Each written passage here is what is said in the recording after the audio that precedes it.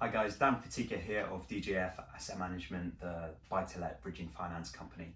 Today I just wanted to tell you all about my first deal, a bit of an education to the baby buy-to-let investing for some and a reminder of the basics for others. Okay, it's just a little cash flow calculation for the first property that I bought way over in South Wales way back in 2017, and just explaining the theory behind money in, money out buy-to-let investment. Okay, so the premise of what we're doing is we are buying tired, smelly houses and fixing them up and renting them out to a proportion of a community that can generally afford it. We're not looking for the top-end rentals, we're looking for your bog standard, my dad calls them Coronation Street style houses. Okay, so I'll quickly go through the numbers and then we'll talk about what these look like, what sort of situations you're looking for, and how you can create these deals. Okay. So the property in question, 6BS, it was a pretty distressed sale. Okay, so it was repossessed and forced sale of the property. Okay, so I had to be quick. Any agreed price on with the agent would be notified on the Rightmove portal, so people would see. An offer has been agreed at, in this instance, £35,000. Parties that are interested must submit their offer prior to exchange of contracts. Okay, so I had to be pretty quick, probably 3 to 4 weeks from agreeing the offer price. I completed on that, and I was able to move with such speed and certainty because I had the full amount of cash available provided by a private investor to purchase the property. Okay, so I agreed an offer for £35,000.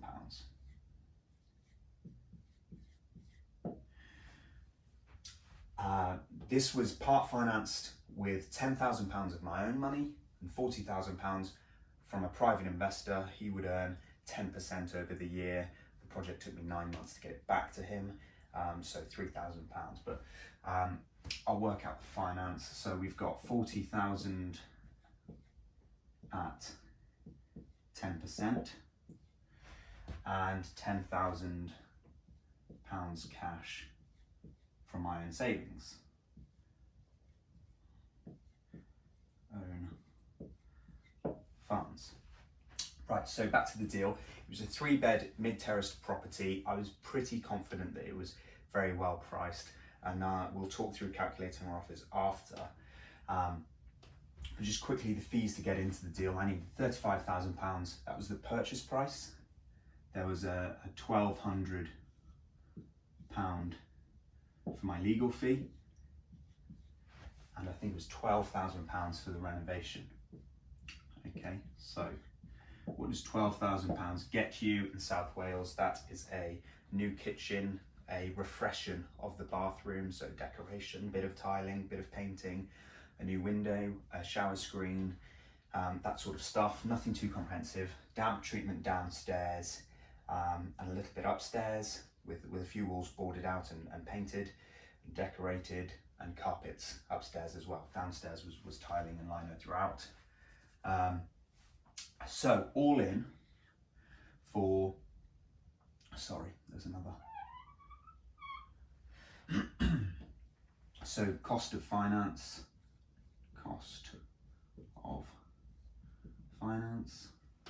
and that was £3,000. So that's £40,000 at 10% for 9 months. Okay, so we're all in here for 51,200. Oh, is that correct? Yes, it is. Great. So purchase price, legals. There's no stamp duty on a purchase of less than £40,000, so I didn't have the 3% rate to pay there. The refurb and the cost of finance. Okay. The refurb took about 3 months on this. No, it didn't. It took about 6 weeks on this one.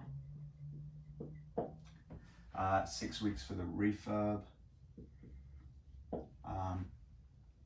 From about month 3, we were tenanted and the property was was rented for £410 a month. I'll come to the cash flow calculation shortly, but just working out money left in the deal, okay?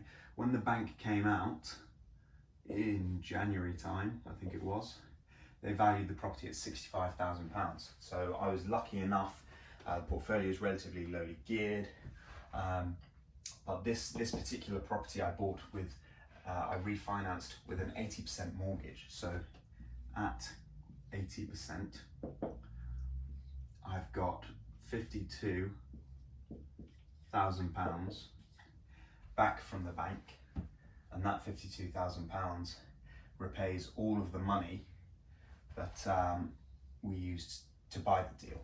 Okay, so that's £40,000 back to the investor, £10,000 back to me for the renovation, blah, blah, blah, blah, blah. And the finance costs are covered in this £52,000. Okay, working out the cash flow, we're just looking at rent less management, 10%, and operating expenses, a further 10%, and mortgage. Okay, a very small loan, so it's a relatively low mortgage. The rent was is £410 a month. Management is 41, operating expenses are 41, and the mortgage was 143.70. So what is that? That's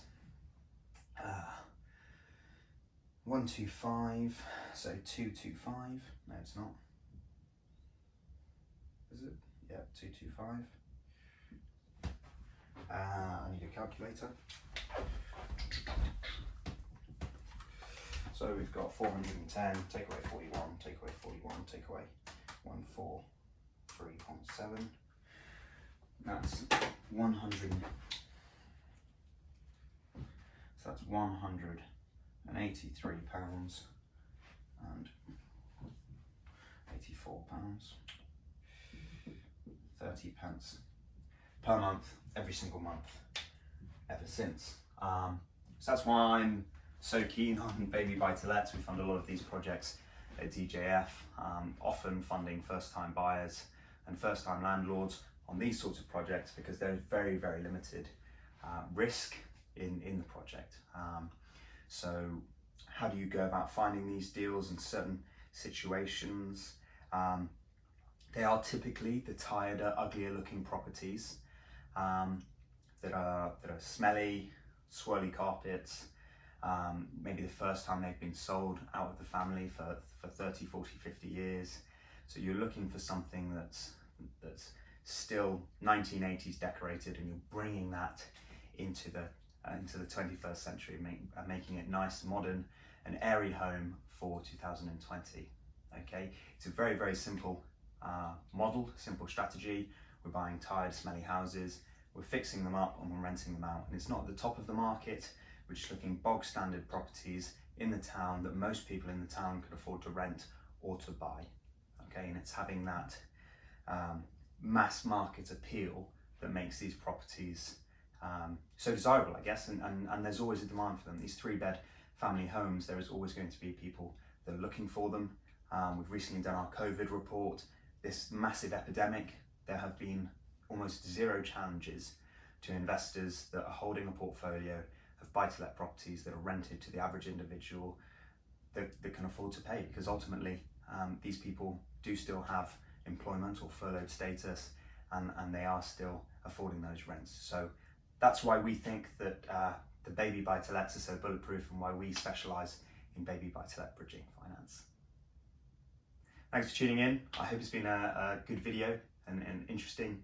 There's going to be another coming on later today, a little bit about assessing an area and assessing an area for investment, and what sort of things investors should be looking for, and a little bit of practical guidance to get you started if you're not already. Thanks for tuning in, guys. Take care. Bye-bye.